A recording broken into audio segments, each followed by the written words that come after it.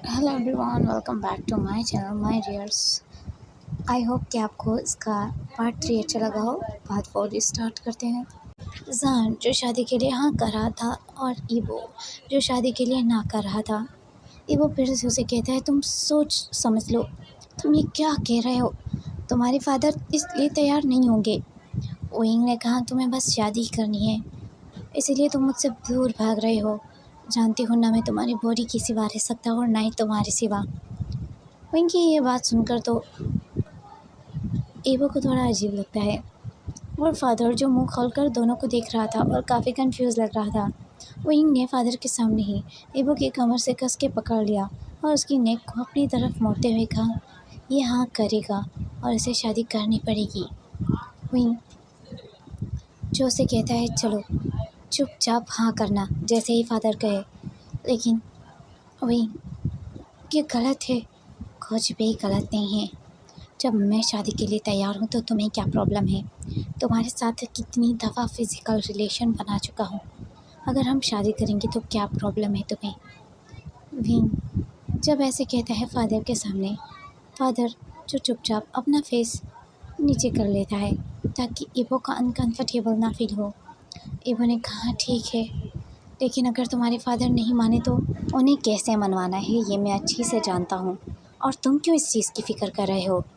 तुम्हें तो खुश होना चाहिए ना कि तुम्हारा अल्फा तुमसे शादी कर रहा है, तुम्हें अकेला नहीं छोड़ रहा, तुम्हारे साथ फिज़िकल रिलेशन बनाने के बाद तुम्हें नहीं छोड़ रहा, तुम्हें मैंने यूज़ नहीं किया, तुम्हें ये नहीं लग रहा। लेकिन तुम ये पूछ रहे हो कि तुम मुझसे शादी क्यों करना चाहते हो? जब भी मैं कुछ भी करने लगता था तुम्हारे साथ, इंटीमेट होने लगता था, तब तुम हमेशा मुझसे कहते थे, शादी पहले करो, शादी पहले करो। अब अगर शादी हो रही है तो तुम्हें क्या प्रॉब्लम है? इबो वो इबो के कंधे से पकड़ लेता है। अब इबो जो कि जान की किसी भी बात का जवाब नहीं देता और कहता है, ठीक है, मैं तैयार हूँ शादी के लिए। फादर जो इबो से पूछता है, क्या अपने होश और आवाज़ में तुम विंग को एज अ हस्बैंड एक्सेप्ट करने के लिए तैयार हो? इबो जो चुपचाप हाँ कर देता है और कहता है, हाँ मैं तैयार हूँ। यही बात जो फादर जान से भी पूछता है। फादर कहता है, अब तुम दोनों हस्बैंड वाइफ हो, जिससे जान के फेस के ऊपर एक बहुत बड़ी शाइनफुल स्माइल आ जाती है और जान इबो के फेस को पकड़ के एग्रेसिवली किस करने लगता है। फादर जो स्माइल देता है और कहता है, बिल्कुल भी बर्दाश्त नहीं है इस लड़के में। और ईवो की कमर से टाइटली पकड़ा हुआ था जान ने, और जान जो किस करना छोड़ रहा ही नहीं था। ईवो अब ब्रीथलेस हो चुका था, लेकिन जान अब भी उसे एग्रेसिवली किस किए जा रहा है। इवन के जान ने उसके लिप पे बाइट करके उसके माउथ को ओपन कर लिया था और उसके माउथ को एक्सप्लोर कर रहा था। फाइनली ईवो बहुत ही ज़्यादा ब्रीथलेस होने के बाद जान को दूर करता है। जान जैसे ही दूर करता है अपने लिप्स को, तो ईवो के लिप्स रेड हो चुके थे। वो ईवो के लिप्स को देख रहा था। सान ऐसे ही ईवो को ब्राइडल स्टाइल में कैरी कर लेता है और सीधा घर उठाकर ले आता है। ईवो जो कहता है, जान हम कहाँ जा रहे हैं? सान उसके लिप पे फिंगर रखते हुए कहता है, कहाँ जा रहे हैं? क्या मतलब? हम घर जा रहे हैं। ईवो कहता है, किस घर में? मेरे घर में? सान कहता है, नहीं, मेरे घर में। सान उसे अपने फार्म हाउस ले आता है। इवो कहता है, फार्म हाउस? सान कहता है, हाँ फार्म हाउस। सान जो स्माइल करता है और कहता है, I am really sorry my darling, मैं वेडिंग नाइट के लिए कुछ स्पेशल तो नहीं करवाया, पर डोंट वरी, मैं कुछ ही टाइम में सब कुछ अरेंज कर लूँगा। जान अब कुछ ही टाइम में सब कुछ अरेंज लगता है। इस सब को अरेंज होने में कम से कम 1 घंटा लगा था। उसने बहुत सारे लोगों को बुलाया था जो रूम को अच्छे से डेकोरेट करें और बिल्कुल रूम को ऐसे बना दें जैसे वो फैबुलस रूम एक बेस्ट वेडिंग नाइट के लिए हो। वो रूम को बहुत ही स्पेशल बना दें। इसके बाद जान जो कहता है, तुम तैयार हो ना हमारी नई ज़िंदगी के लिए? इबो कहता है, जान तुम मुझे अपने घर क्यों नहीं ले गए, अपने फार्म हाउस क्यों ले आए?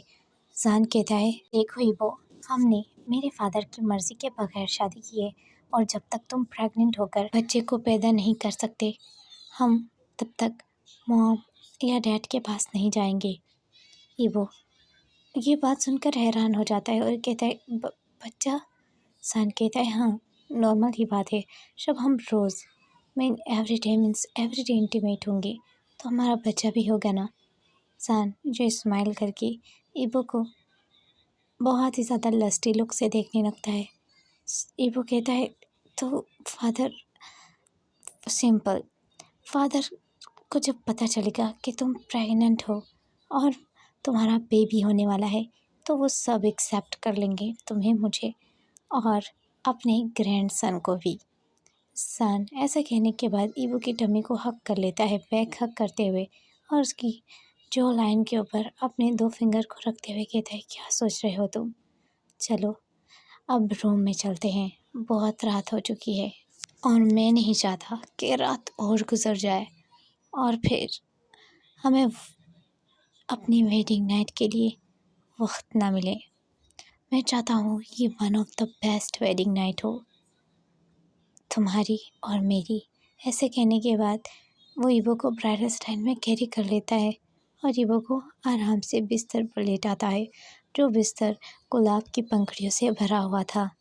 हर जगह छोटी छोटी कैंडल्स जली हुई थी। कमरे को पूरा गुलाब की पत्तियों से सजाया गया था। ईवो जो अभी भी थोड़ा वरिड है और कहता है, जान, मैंने किसी को बताया भी नहीं और वो हाउस मेरा रेंट पर है, ऐसे कैसे मैं यहाँ पर रह लूँ। लेकिन सान उसके लिप पे फिंगर रखते हुए कहता है, बेबी, अब बातें करने का वक्त नहीं है, अब सिर्फ प्यार करने का वक्त है। और मैं चाहता हूँ कि आज तुम मुझे इतना प्यार करो कि आज तुम मुझे पागल कर दो अपने प्यार में। मैं आज सारी लिमिट्स क्रॉस करना चाहता हूँ, तुम्हारे साथ अपनी सारी विशेस कंप्लीट करना चाहता हूँ, और आज तुम मुझे किसी चीज़ के लिए भी मना नहीं करोगे। वंगजी जो डरा हुआ था और घबराते हुए वो जो कि सान को देख रहा था, सान कहता है, I swear I will broke your soul. मैं इतना तुम्हें चाहूँगा और इतना प्यार दूँगा कि तुम्हारी रूह तक टूट जाएगी। तुम्हें ऐसा लगेगा कि मेरा ही प्यार है दुनिया में और कुछ भी नहीं। ईवो ने डरते हुए कहा, सान, मुझे तुमसे घबराहट हो रही और तुम ऐसी बातें मत करो, मेरा दिल घबरा रहा है। सान ने ईवो के लिप पर फिंगर रखा और कहा, अब तुम कुछ भी नहीं कर पाओगे और ना ही तुम मुझे मना कर सकते हो किसी भी चीज़ के लिए। आज मैं कुछ भी करूँगा वो तुम्हें चुपचाप सहना और मानना पड़ेगा, और मैं तो चाहता हूँ कि मैं तुम्हें इतना प्लेजर दूँ कि तुम मेरी बॉडी को छोड़ने का नाम ही ना लो। मैं तुम्हें बस बहुत प्यार करना चाहता हूँ आज की रात। ईवो ये सब सुनकर सान की आंखों में देख रहा था, जिसमें सिर्फ और सिर्फ ईवो के लिए प्यार और लस्ट था। माय डियर्स, इसका वेडिंग नाइट वाला पार्ट टेलीग्राम पर आएगा, उस पर पार्ट 4 वेडिंग नाइट लिखूंगी मैं, प्लीज़ देख लीजिएगा। शिफ्ट होता है सुबह पर, जहाँ किसी की सिसकियाँ लेने की आवाज़ आ रही थी। विंग जो मुड़ता है और देखता है, ईवो बहुत ही ज़्यादा सिसकियाँ लेकर रो रहा था। ईवो ने उसकी तरफ देखा और अपना चेहरा मोड़ लिया और ज़्यादा सिसकियाँ लेकर रोने लगा। सान ने कहा, बेबी, क्या तुम मुझसे नाराज़ हो कल रात के लिए? मानता हूँ कल रात जो मैंने किया वो गलत था, पर मेरी भी कोई विशेस थी बेबी, जो मैं तुम्हारे साथ अपनी इन विशेस को कंप्लीट करना चाहता था। ये मेरे डेविल आइडियाज़ मेरे माइंड में बहुत घूमते थे जब भी मैं तुम्हारी इस स्वीट और बहुत ही ज़्यादा फेबुलस बॉडी को देखता था, जो बिल्कुल एक ग्लास की तरह है।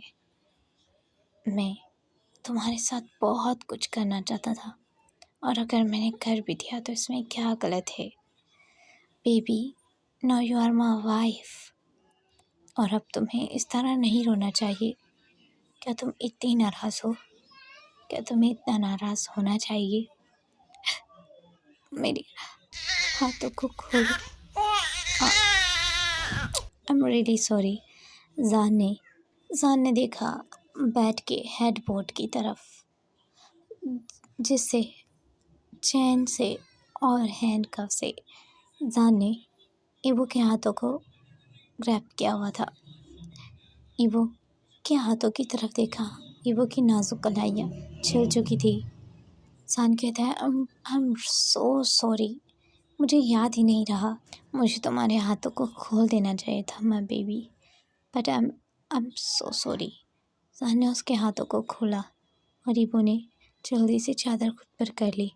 जान ने स्माइल करते हुए कहा, तुम ऐसा क्यों रिएक्ट कर रहे हो जैसे मैं तुम्हें पहली दफ़ा देख रहा हूँ? तुम्हारी नेकेड बॉडी को काफ़ी दफ़ा देखा है और हम दोनों के बीच में काफ़ी दफ़ा ये सब हो चुका है।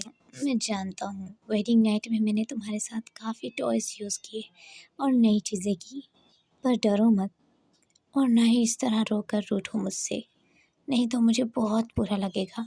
और जब मुझे बुरा लगता है, तुम जानते हो ना मुझे कितना हर्ट होता है तुम्हारे बगैर रहते हुए, और अगर तुम मुझसे बात ही नहीं करोगे तो मुझे कैसा फील होगा। प्लीज़ बेबी, चलो मुझे गुड मॉर्निंग किस दो।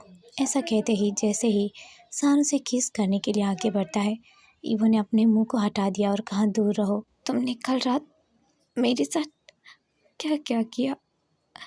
कोई करता है जिससे कोई प्यार करता है, वो उसके साथ कभी ऐसी चीज़ें नहीं करता। सान कहता है, ओ मेरा प्यार ऐसा ही है और तुम्हें मुझे ऐसे ही एक्सेप्ट करना होगा माय डियर। चलो मैंने एक्सक्यूज़ किया ना उसके लिए, अब तुम्हें भी इतना ज़्यादा अनोइंग फेस नहीं बनाना चाहिए। चलो गिव मी मॉर्निंग किस। ईवो ने कहा, दूर हटो। सान को गुस्सा आया। सान ने उसकी चीन को टाइटली पकड़ते हुए कहा, बेबी डोंट यू डियर, तुम्हें पता है ना तुम्हारा रूड बिहेव मुझे बिल्कुल नहीं पसंद। Let me do this. सान फिर जब किस करने लगा तो ईवो ने कहा, हटो। फाइनली सान की किस को ईवो ने रिफ्यूज़ कर दिया और सान ने भी अब किस ना करना ही ठीक समझा, क्योंकि सान देखता है ईवो के लिप्स में बहुत बाइट के निशान, कट्स लगे हुए थे और उसके लिप्स काफ़ी इंजर्ड थे। सान कहता है, आई एम रियली सॉरी, मैं उस वक्त खो जाता हूँ जब मैं तुम्हें प्यार करता हूँ और गलती मेरी नहीं। तुम्हारे लिप्स हनी से भी ज़्यादा डिलीशियस और स्वीट हैं। कोई भी इसे किस करते करते खो जाए और बाइट कर बैठे। अगर मेरी गलती है तो बताओ। और ऐसे करते हुए जान शो से हक कर लेता है और कहता है, चलो आ जाओ बात लेते हैं एक साथ। ईवो ने फिर से उसे दूर करते हुए कहा, मुझे नहीं लेना बात, मुझे अपने घर जाना है। सान कहता है, घर जाना है मतलब? ये तुम्हारा घर है अब, ये फार्म हाउस, ये हमारा फार्म हाउस है, इसमें तुम रहोगे मेरे साथ अपने हस्बैंड के साथ, ये हमारा घर है। तुम क्यों नाराज़ हो मुझसे? क्या तुम इतने नाराज़ हो कि अपने हस्बैंड का घर छोड़कर चले जाओगे? तुम फिक्र मत करो, तुम्हारे लिए सारे कपड़े, सारी चीज़ें जो तुम्हारे लिए चाहिए तुम्हें, मैंने पहले से ला कर रख दी हैं। ये वो कहता है, मुझे मुझे वापस जाना है, वापस। तुम्हें समझ आ गई? सान कहता है, देखो यहाँ मैं तुम्हें अपनी मर्ज़ी से लाया हूँ, तो जब तक मैं नहीं चाहता तुम कहीं नहीं जा सकते। Okay my love. और हाँ, चलो अब बहुत आराम कर लिया, बात लेते हैं। सान ने जैसे ही उसे उठाने की कोशिश की, ईवो ने उसके हाथों को पीछे धकेल दिया और कहा, नहीं चाहिए तुम्हारी हेल्प, चले जाओ तुम। सान कहता है, बेबी तुम्हारा अनोइंग और फेस और अनोइंग बातें मुझे बिल्कुल भी अच्छी नहीं लगती। चलो आओ बात लेते हैं। लेकिन फिर से भी ईवो ने सान के हाथों को धकेल दिया। ऐसा क्या किया है जान ने उसके साथ वेडिंग नाइट में जो ईवो इतना ज़्यादा तंग हो चुका है और रो रहा है? बहुत बुरा लगा है उसे, जैसे कि उसकी सेल्फ रिस्पेक्ट को ही किसी ने ठेस पहुंचा दी हो। ईवो की फीलिंग कुछ ऐसी थी और उसकी आंखों में आंसू थे, कोई खुशी नहीं थी। ईवो अब देखता है जान जो अनोइंग फेस करते हुए चला जाता है और बात लेता है। वो ईवो को देखता है। ईवो बिस्तर से ना ही उठ पा रहा था और ना ही ईवो उठ रहा था। जान उसे फिर से विस्परिंग करते हुए कहता है, बेबी बात ले लो, चलो मैं तुम्हारी हेल्प करूं, वार्म वाटर में तुम्हें काफ़ी अच्छा फील होगा। ईवो ने फिर से उसे धकेलते हुए कहा न, मुझसे दूर रहो, मुझे नहीं लेना बात। जान कहता है, ओके ठीक है, मैं तुम्हें फोर्स नहीं करता किसी भी चीज़ के लिए। मैं अपने पापा से मिलने जा रहा हूँ और हम दोनों के बारे में बात शायद मैं कर भी लूँ, लेकिन मुझे लगता है कि तुम्हें प्रेगनेंसी टेस्ट करवाना चाहिए। हमारे रिलेशनशिप को तो काफ़ी टाइम हो गया है। मैं फिज़िकल अब तो नहीं हुआ तुमसे, मैं बहुत पहले से होता हूँ। तो तुम मेरे साथ चलो और मैं तुम्हारा प्रेगनेंसी टेस्ट करवाना चाहता हूँ। अगर तुम प्रेग्नेंट हो तो हम अभी ही मॉम डैड के घर चले जाएंगे। हाँ, अगर तुम प्रेग्नेंट ना हुए तो मैं तुम्हें 3 मंथ का टाइम दूंगा। तुम्हें जल्दी ही प्रेग्नेंट होना होगा, नहीं तो हम दोनों का डिवोर्स हो जाएगा। इबो कहता है कि क्या, ये क्या कह रहे हो तुम। नेक्स्ट पार्ट इसका लास्ट पार्ट है और आई होप ये स्टोरी आप लोगों को अच्छी लगी होगी। अगर अच्छी लगी होगी तो लाइक कमेंट और शेयर करना। टेलीग्राम पर इसका वेडिंग नाइट वाला पार्ट देख लेना ताकि आप लोगों को समझ आए कि क्या हुआ है इन दोनों के बीच में। So thank you so much for watching.